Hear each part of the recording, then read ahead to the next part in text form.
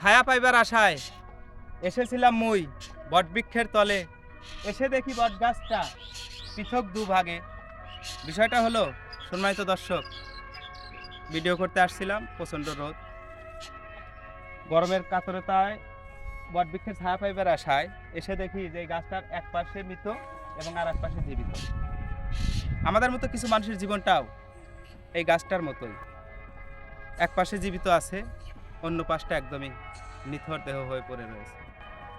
যারা আসলে সফলতা পায় নাই, তাদের জীবনে যে কত দুঃখ, ব্যথা, কষ্ট, পরিবার, আত্মীয় স্বজন, বন্ধু বান্ধব, পাড়া প্রতিবেশী সকলের কাছেই তুচ্ছ-তাচ্ছিল্য হতে হয়। একমাত্র শুধু যারা আমার মতো সফলতার দ্বারপ্রান্তে গিয়েও সফলতাকে ছুঁতে পারেননি, তারা এই ব্যথাগুলো বুঝবেন, অনুধাবন করতে পারবেন।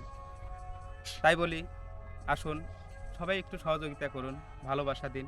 আপনাদের সহযোগিতা পেলে হয়তো আমিও একদিন অনেক বড় হতে পারবো এবং আমার জীবনটা অনেক সুন্দরভাবে সাজাতে পারবো। পাশাপাশি আমি আমার জীবনের দ্বারা এবং আমার অর্থ উপার্জিত অর্থ দ্বারা দু একজনকে আমি সহযোগিতা করতে পারবো।